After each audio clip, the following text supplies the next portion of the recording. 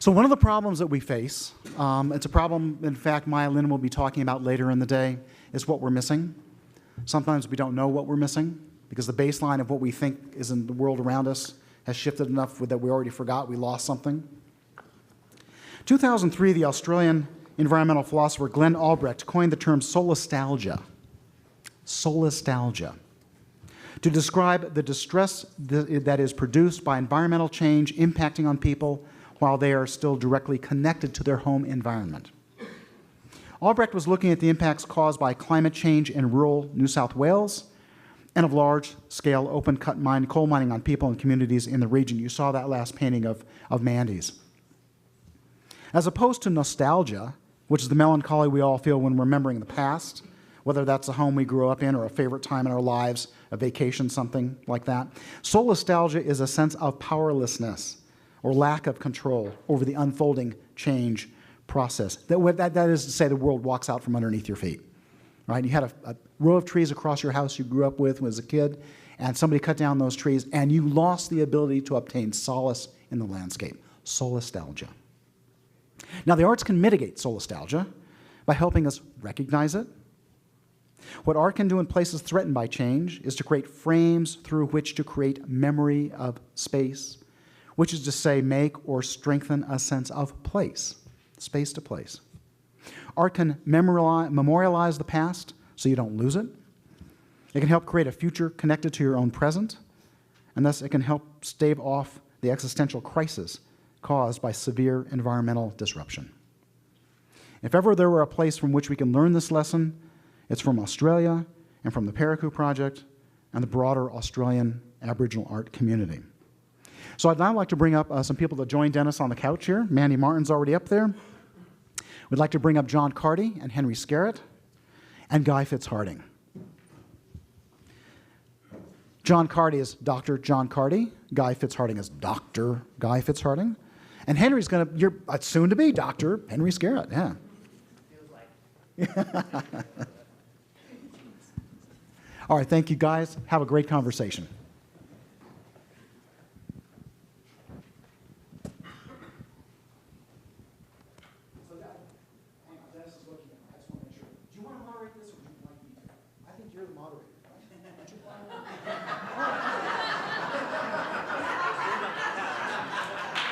I'm just saying. I told you I wanted to turn it over to Dennis, right? I prefer a little more notice. Yeah. So, okay, all right. So I'm going to start. I want Guy Fitzhardinge to start the conversation this morning because I'd like to talk about the conservation goals of the Paraku Project and what you think has been achieved so far through what is, in a sense, essence, an art and science project. Thanks, Bill. I guess I'd like to start by just basically telling a little story that I was told by some Indigenous people, and that is about a spirit in the sky that lives with the stars up there called Yambakuma. Now, Yambakuma is a female spirit that lives in the sky, and at night time she comes to Earth on the moonbeams, and she lands on the trees, and she lands on the leaves of the trees. And when those leaves fall, she comes to the ground. And Yambakuma will tie a gossamer thread to your heart, and when you get too far from your own land, she draws you back in. Now, the sad thing about this story is that the people who told me that no longer have their own land. So that is the sort of basis that we're beginning from. One of the things when we talk about natural systems and social systems, we always seem to separate the two. It's something that we always do in the back of our minds. It's as if the land is separate and the people come on top of that. Indigenous people never see that. Indigenous people live in the land, not on the land, and the land is very much part of them. And that's exactly what was the case at Lake Gregory, Barragoo. Now, as we've said earlier on, Australia is a very old continent, and it's been people by people for something like 40,000 years. So there is a continuous interaction between people and the environment. So what we have is co-evolution. So we have an environment that has been affected by people who live there, and we have the people who live there that have been affected by the environment, and both have learnt to coexist. As soon as we came along, we really interrupted that existence. So what we've done is sort of disrupt a lot of the practices that went on there, and one of the major practices that went on there was the traditional caring for the land in burning. Now, people burnt regularly and carefully. There is good fire and there is bad fire. In the Matu lands in Central Australia, the average fire size in the 1950s was 60 hectares. The average fire size in 2005 was 50,000 hectares. These are large fires that are really doing enormous damage. One of the things the project has been really trying to concentrate on is reinitiating the traditional burning practices, redeveloping the knowledge that was there before so it gets passed on in a cultural context, and getting people to return to the sort of practices that cared for the landscape. Now, we need just to reflect that landscape is a co-evolved landscape. It needs people there. We cannot separate the people from the landscape. We need to see them both as one. So that was basically the essence of the project. And I think, to be honest, I think we had a lot of success. And one of the major features of that success was that we actually valued the traditional and the cultural knowledge of the people who lived there. It wasn't white knowledge coming in over the top and saying, this is how you do it. We said to them, how do you do it? What do you want to see done? Terrific, Guy. Thank you. I'm next going to ask John Carty to speak, and then I'm going to ask Henry to speak. Thanks, Bill. Yeah, I guess I'd like to sort of provide maybe a bridge between the stuff that Guy and Mandy have spoken about now with the Paraku project and the very dedicated relationship between art, science and Indigenous culture in Australia. And this question of contemporary art. And I think to do that, you've kind of got to go backwards to go forward. Like, contemporary art is this, hermetically sealed, glorious, fascinating, inspiring little bubble. But it's a bubble as well. I mean, your response to it... It's the top of a yogurt cup. It's the top of the freaking yogurt cup, okay? And yet we have these art histories intersecting in the world at this moment in time. People talk about world art, global art, blah, blah, blah. There are these Indigenous art histories. We have the longest continuous artistic tradition in the world that we're talking about here today. And we're talking about something before art. And I think there's a humility and a perspective that can be gained by engaging with other cultures, not in a romantic or primitivist kind of attempt to find, something essential, but to engage with other cultures and other cultural practices. In every culture around the world, art is a fairly recent expression of ritual and religion. It's the mediating force between humans and their environment. Solastalgia is a fairly recent word because we've needed it recently. In human history, in which we're living in the tip of the iceberg now, solastalgia was staved off by the integrating practice of ritual, of religion, in which contemporary artistic practice is just the latest expression.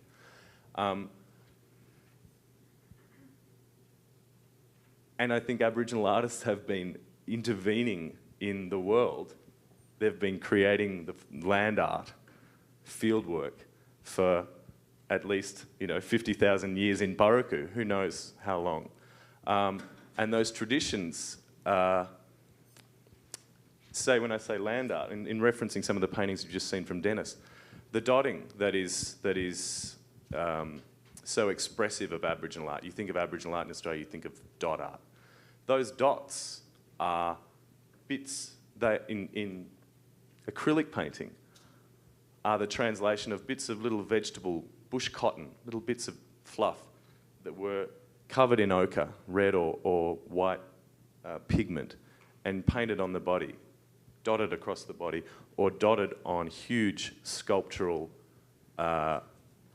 land sculptures, showing these designs, recreating the rituals and ceremonial knowledge that integrated humans with their environment for many thousands and thousands of years.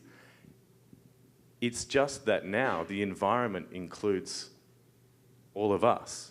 the environment in the last 200 years in Australia now includes colonisation, displacement, economic deprivation, political marginalisation, and it includes contemporary art.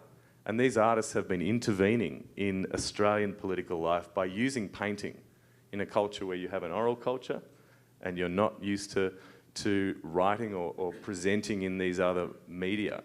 Painting has become the great equalising presence in Australia and in other cultures in the world. I've been talking about this over the last couple of days with friends from New Zealand who are here. I'm sure there's the same story here in America.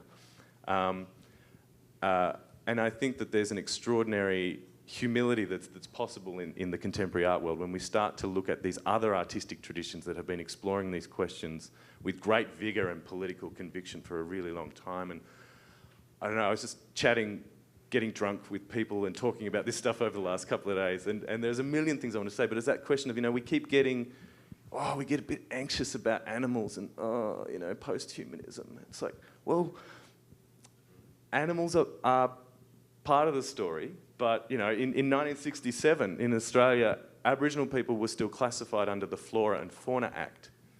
We need to make sure that our focus on the environment, which is also very important, I'm not going to not say that here, I'll never be invited back, but the environment and animals and these things doesn't displace our responsibility to other humans.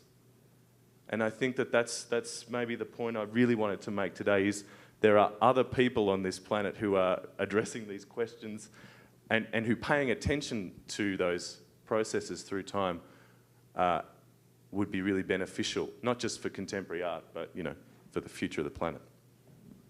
John, thank you. That's terrific. Henry. Well, I sort of liked where you ended up there, because really what I would say you're talking about is being contemporary, right? Like that the whole notion of what it means to be living in the same world, I would argue is really something that contemporary art has been grappling with now for at least 40 years. But what really strikes me with that is that when we talk about world art or we talk about Aboriginal art, the emphasis always seems to get put onto the world part or the Aboriginal part. Whereas I think really what you're saying there, and that I kind of wholeheartedly agree, is that it's about dialogue. And to me, the importance of us bringing this work to somewhere like Nevada and elsewhere in the world is that you can start to think about these works as a form of translation. And translation's always going to be a dialogic act. It's always going to be an act between two people who are essentially not speaking the same language, but trying to find common grounds for understanding, for contemporaneity.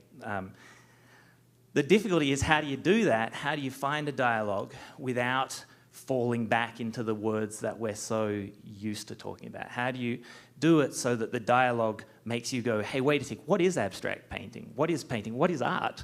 What is contemporary?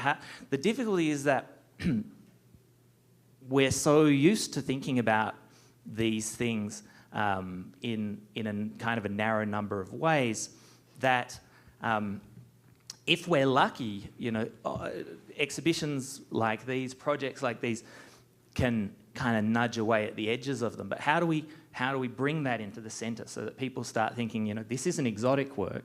These are painters who have been ahead of the game. These are painters who were dealing with social practice 30 years before the first performance artists, right? Like these are, that we got out in the desert, a bunch of people who were asking really very, very similar questions to the questions that have been preoccupying contemporary art, but they're coming at it from such a different angle. They're coming at it from such a entirely different ontological perspective.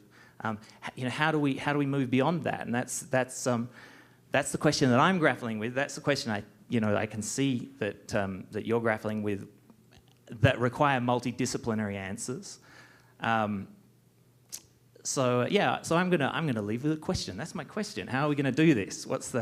How are we gonna solve the problem of world art, global contemporaneity, and the environment. If we can fix it in the next 20 minutes, I think we'll have succeeded. Well, there's Mandy hasn't gone. there's one more person. Actually, there should be one more person sitting on the couch next to Henry. His name is Jamie Brown, and there was a photograph of Jamie in Mandy's talk. Jamie is one of the Aboriginal painters, and he's head of the Barracoon Rangers. And we were going to bring Jamie here with Dennis's help, and Jamie at the last minute said, "Guys, I just can't come. I've got too many things to do here. Country needs taking care of, and I have other obligations, and I have to stay here. I can't be with you." So I would really have welcomed Jamie's voice. He's a friend. He's a colleague. I'm related to him by skin name. So I really wish Jamie could be here to be in this conversation. So if you're wondering why do we have just this particular group of people and not one of the Indigenous people here, that's because he couldn't come. But he was invited. Mandy and Dennis, I'd like to ask you to just to respond to anything that you've heard, and then maybe after that we can open it up to the audience. Henry, one of the things I've been discussing in drunken conversations the last few nights too has been that whole, and with some of the other people like David Brooks and who spoke yesterday, is that whole question of answerability. You know, if you go out as a Carty or a white artist and work with this remote community, you know, for example, it's a 5-day drive for me, and it's 12 hours from Alice Springs, and you know, you're going a really long way, and there are a lot of practicalities about taking the canvases and how many you can fit in the truck and all of these kind of issues. But then, you know, the community then want to know, well, how do we get the book? How do we see the book? Who's going to see this? And where's it going? And so in one sense, it's been brilliant for me, and that Bill has collected the archive, and Sarah, you know, for the last 2 projects. And it's great comfort to the Aboriginal people to know that their material is in a safe-keeping place for posterity. You know, so that's sort of one way of returning material. They know it's been kept. Another for them is, you know, as I said, the stories and the images are in a book and they're on the website. And so answerability becomes really important, and it modifies the way I work personally as an artist in an Aboriginal community is really quite different to the way I work in the studio, in that it's almost like painting someone's portrait, because I'll have the Aboriginal mob coming every day having looked at what I've done and, you know, criticising it. And so if you don't paint the landscape the way they sort of feel, you know, you should paint it, you'll get criticism. So I basically only do studies. You know, in their landscape, I do studies and I paint what I've been given permission to paint. And I don't... all of the images I've shown today, all the film, everything, I've driven back exhaustively, you know, 4 or 5 days to get signed written permissions for everything. So answerability is huge. Can I just get you to... I was just thinking that for some people in the audience, it might seem strange that painting would have such a central part of a project that also has massive environmental aims, that has ecological aims, and I think that probably something that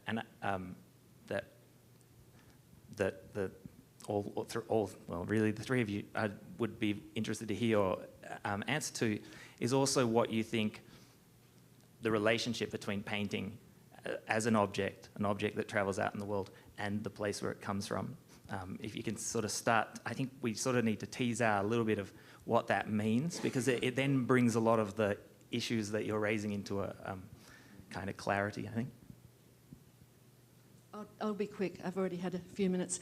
This is something like my 10th or 12th major environmental project. Everyone gets bigger and the cast gets bigger. I mean, this is sort of like big as Ben-Hur, this project. And one of the very first projects I did, I got quite a big government grant in those days, and they said, you need to employ an environmental consultant because you can't do an art and environment project without an environmental consultant.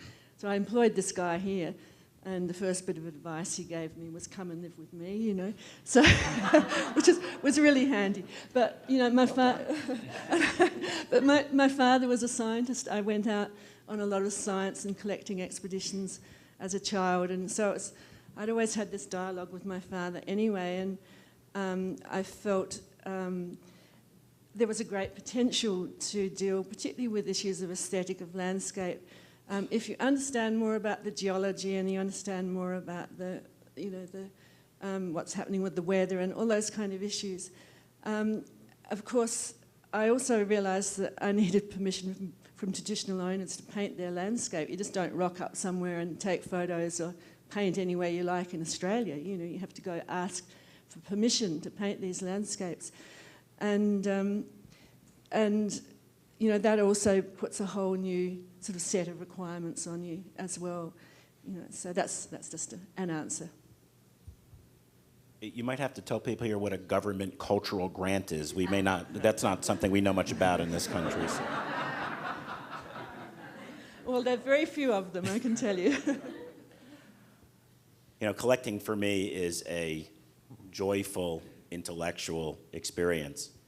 And the oddest thing about doing this for the last 5 years has been, John and I were talking about it yesterday, the deeper I get into it, the more I know that I understand very little. And I think that the representation of that is some of the early paintings where the dots that John was talking about, they were originally placed on the paintings to hide secret, important cultural knowledge that only certain people were allowed to see. It was very odd for me when I went to the Gray Art Gallery at NYU, and I went to a show that was touring around, and it was on 2 levels, and there was a sign at the top of the stairs that said you couldn't go downstairs if you were like a woman or a child. We don't really roll that way here in this country. So it's a very, very difficult translation almost. And as these guys talk about their experiences there, you kind of have to unpack it one layer after another after another. There is so much going on in these paintings. There is so much. They are topographical site maps. They are, I always think of these paintings and the Saul Steinberg poster, in which you would see New York as being like 2/3 of the painting, and then the further away you got, Kansas was about this big. These paintings are like that. What if a painting was valued by how powerful it was? Not by how big it was or what color it was, but what kind of aura or power it emitted. These are concepts that I don't deal with every day. So I'm having a great, fun, amazing time getting my arms around some of these concepts. And I hope to do it for the next 20 or 30 years. I'd like to open it up to questions from the audience now. We have, again, Chris and Brian with the microphones. And I'll put my glasses on so I can see you raise your hands. And there's a whole slew of people right up here. So, Brian, yeah, thanks. If you would take one of the mics up here on your side, about halfway up. There's a couple of people who have their hands up. We're going to go up above the gentleman and go to the woman who's, she's right there. Thank you very much. And then while you have the mic, after you're done, maybe you can just hand it over to that'd be great. Thank you. Okay. I'm aware of a project that was done where the nuclear testing was initially done by the British people in Australia, where storytelling and painting, were you involved in that? Can you talk about that? It seems particularly relevant, if you even know anything about it, to the collections here and to the history of this state and this place. If I'm right, I think you're speaking about the Spinifex project, which is an arts project in the middle of Australia. I don't have a map, so I can't. But yeah, so the British government, the Australian government allowed the British government to test atomic weapons in Australia in the 1950s. And part of that process involved putting signs up for people who are walking around in the bush who can't read or speak English, saying, there will be atomic testing here, please move on if you're around. It's the ridiculousness of our history embodied in that example. So there was atomic testing in people's country, and they were moved. Some were there, some became very sick, some died. This is in the 1950s. I'm talking about the 1960s, it's the Flora and Fauna Act. And I keep thinking of that, the image of Darwin looking at the monkey in the mirror that was shown the other day. That sense of disrespect, that total disconnect that allows you to drop atomic weapons on people's country and just sort of usher them off. So those artists, we're actually talking about Carleen. We were talking about one of these artists just 2 nights ago, who's one of the most extraordinary painters in the desert at the moment. in the lifespan of these artists that we're talking about, these things are happening to him. While this guy on the screen, he only walked out of the desert in 1984. You know, the scale of this question of the lives that these artists are leading, their perspective on world history, on colonisation, and now they're contemporary art stars, you know, but who could give a rat's ass about being contemporary art stars? They're the ultimate contemporary art stars. Yeah, and it's true. But so look, that's a roundabout way of bringing that question that you raised about that project, is that art is that forum in Australia, that very real, very politicised, an incredibly important forum in which art gets to do its work the way that we would hope art does its work in the world if we go back to thinking about what art really is in the scale of human history. And you know, I was talking with Bill, we walked around upstairs the other day, and I was like, this is the field. You know, we're talking about field work. These museums, the art world is the field that these artists are intervening in. It's not the country. They're not walking around going, oh, you know, well, how can I fix this country with a painting? You know, that's a different thing. They're fixing their relationship to history and to the world by engaging this really extraordinary and generous act of communication, by translating their ritual realm into our ritual realm. And in that, closing that gap about talking about us and them, or Aboriginal and contemporary art, but of people trying to talk to other people and using art as the language. Thank you. Thank you. This is kind of a general, multifaceted question, but it starts with, William, you had come to the Grass Valley Center for the Arts and given kind of a precursor talk on some of this, and that was a very nice introduction to where I heard about this. And one of the things I remember when you were talking about the Aboriginal art is, and I think it's really relative here, is the gender of the people making the art. And as I remember you presented, it was primarily women who were the keepers of the stories and the painters. Is that correct? It's a very complicated question from locale to locale and generation to generation. For example, Dennis is put together this incredible collection that at first, I think, Dennis, you were focusing on the men, and then it switches. Yeah, So the first show is about 9 men, and we're now working on a second show that'll be about 8 or 9 women. The distinction really for me, and you guys are better able to speak to this, is that they don't paint together very much, and that the women started painting much later. And right now in the contemporary art world in Australia, the women are rocking it, frankly. They're the ones that are really blowing things up. Yeah, and so I had some questions just related to the importance of gender equity and in terms of representing and collecting, that kind of thing, I think is really relevant to some of, the idea of ecology and balance type thing. And I'm also, when I'm looking at this kind of collecting or museum project, I'm also really aware of the history of how we've collected Native American art, for example, and this kind of exoticizing of the native, and also the history of like rediscovering the dark continent in terms of Africa. And so these are kind of post-colonial, feminist, multicultural themes that precondition, how we look at people, this kind of thing. And So that's a very long set of questions. yeah, it's not a question. So my question is, what's the difference between a power object and a caretaking object, maybe, would be what would represent those two things. Okay. But they're just points that I think are really relevant to this discussion about caretaking of the land versus power object and about representing the gender of who's making the thing. So let's have these guys tackle that, and then we'll go to another question in the audience. One thing I think we should probably say in advance about certainly the works in Dennis's collection and a lot of the works that are being shown in contemporary art museums in Australia is that they are being produced for that market. They're not works that are, these are not ceremonial objects. They're objects that are being produced for a marketplace and for a market that is, I think it's a highly political market. I think that from the very dawn in which painters started painting commercially, and I think you can date that to July the 20th, 1911. got to be a historian. Well, that was Baldwin Spencer's first programmatic commission of bark paintings. Anyway, that would be the date. The soon-to-be Dr. Henry Skerritt. Sorry, Yes.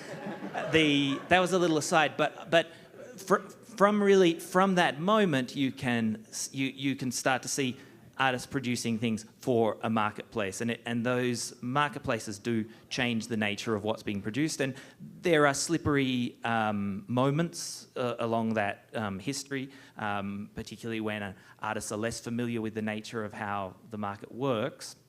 But we are talking about objects that are intended, that are rich in power, but are intended to be cross-cultural objects.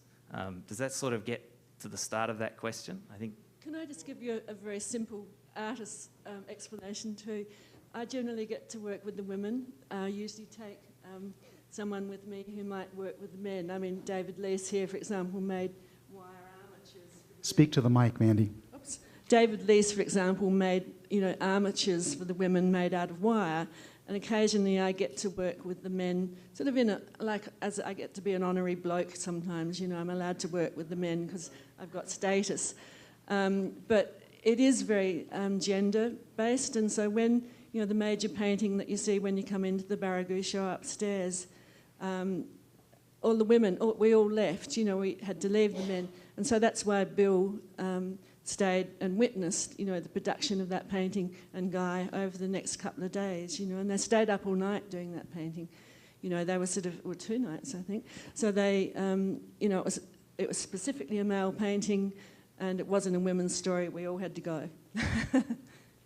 Okay, I know we and had the one other thing I might just add to that too, as well. Sorry, Bill. The other thing I might add to that as well is that there are parts of the landscape that are women's parts, and there are parts of the landscape that are men's parts.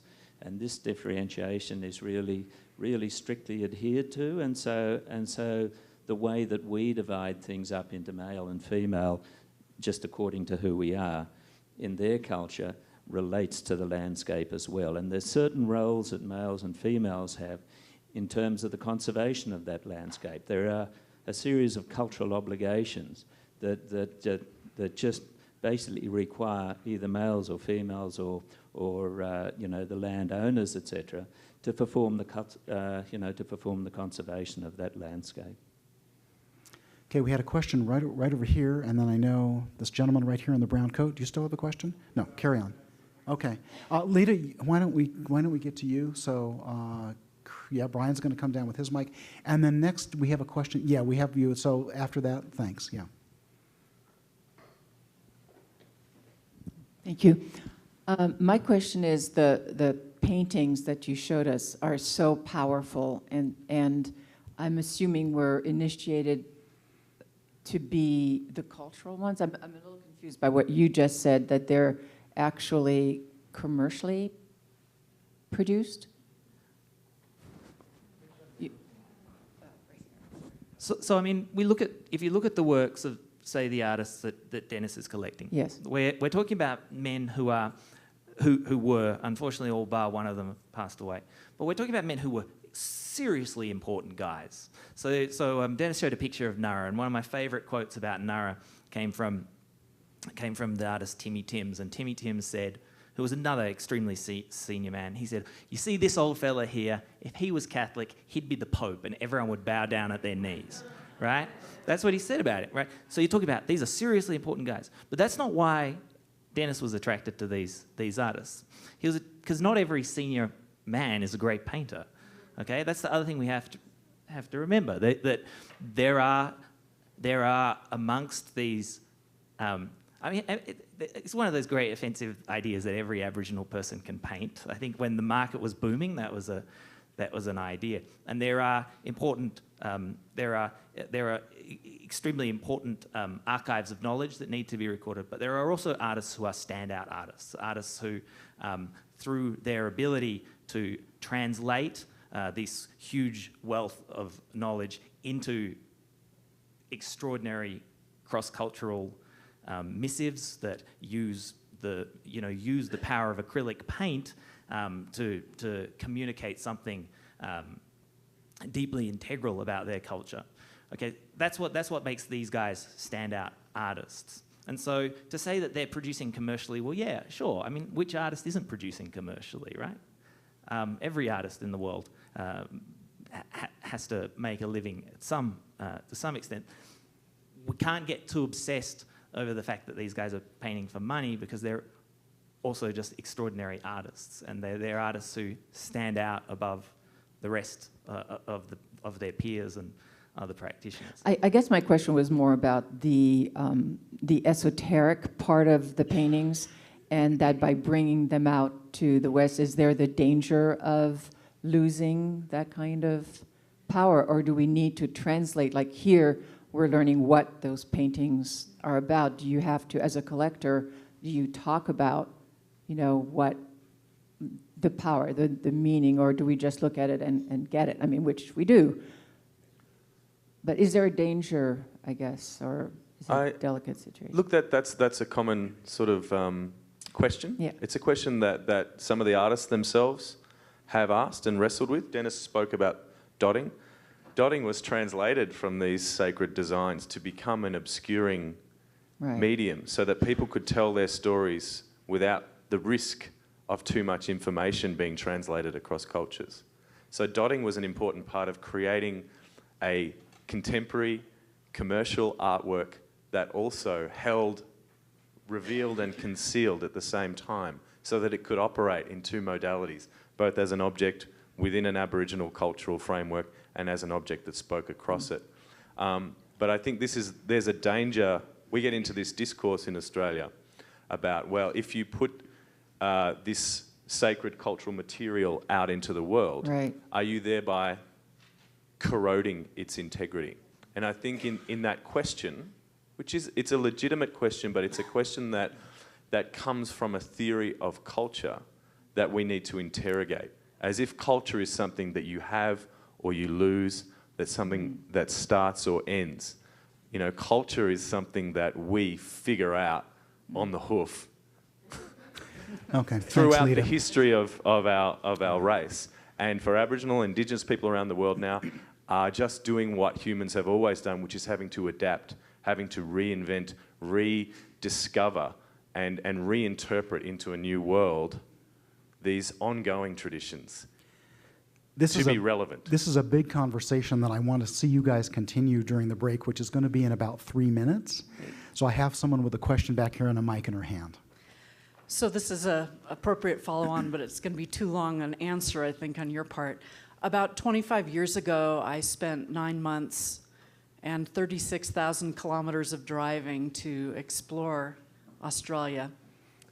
And one of the most lasting exhibits that I saw there was in Perth, in the Museum of Art. The first floor of the museum was a collection of Aboriginal paintings that were all painted in the bush, mostly Western Australia Aboriginals. And the nuance and the color palette and detail of their intimacy with the landscape was mind-blowing. It was a whole new way of me seeing the world and experiencing the landscape through their eyes. The second floor of the museum was solely dedicated to paintings that were done by Aboriginals that were forced to be assimilated into urban life. And their paintings were so psychologically damaged and grappling with the conflict going on in their hearts and minds, and took on the urban landscape in a very mental way. And that exhibit has stayed with me ever since. In addition to that, I'd like you to comment on that assimilation issue and the expression of it in the artwork, and whether those paintings, that second story paintings, are still in existence and being created. And also this... You probably should stop with that question right there. Okay. And I'll tell you why. Because there are actually more Aboriginal people living in cities than on land. And so I think that's a fascinating point that we could explore just for a few minutes, if that's what... Yeah, good, thanks. Please.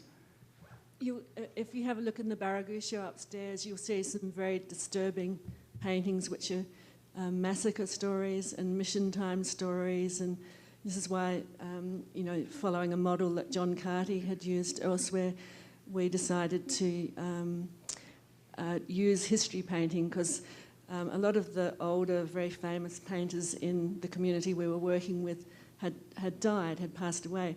And what happens is the skills haven't necessarily been passed on to the younger people, because they were taken away to missions and they were displaced. And so one of the roles I can play as an artist is to go in, you know, and it's not only taking materials and know-how, you know, technical know-how, but it's actually a large part mentoring with people who haven't had old people teach them how to paint. So, you know, the damage from the stolen generation, as it's called, goes on, and it's still happening. And I work extensively with an Aboriginal artist in my hometown area. She's a neighbour. We've been working together for 15 years, and she's, you know, she only came back to that community when I came back about 20 years ago, and she met her siblings for the first time since they were separated when they were 4 or 5. So she's what you'd regard an urban Aboriginal. So yes, the stories go on. I think just a really concrete response to that question, which brings in that point, is that in Australia today, in our National Gallery, you'll find the art of, I mean, there's a lot of Aboriginal people in Australia. There were 250 languages when Captain Cook dropped in. There's still 50-odd languages in operation. There are people, most Aboriginal and Indigenous people in Australia live in major towns. You know, there's an incredible diversity within what we're talking about as Aboriginal culture. Today, in the development of our political history and our art history, the art of people who have been taken from their families, who have suffered the most as a consequence of colonisation, is exhibited alongside the art of the people from the desert and from Arnhem Land who were able to avoid the worst impacts of colonisation, and whose art, because they appear to be more traditional, is valued more highly in an art world searching for soul. But in Australia, the politics of that is to make sure that everyone who is operating as an Indigenous artist, who's operating as a good artist, you're not going to be a good artist just because you're Aboriginal, is exhibited together. And you hold those different aspects of Australian history together and say, deal with this. We're not going to have authentic Aborigines over here and city-based Aborigines over here. We're going to deal with history by exhibiting it together. And Bill, can I just make one really quick point, and that is never to forget the power of Yambakuna. Yambakuna is a very real thing for Indigenous people, and separating them from their land has long-term consequences. Thank you very much to our panelists. Please, a round of applause.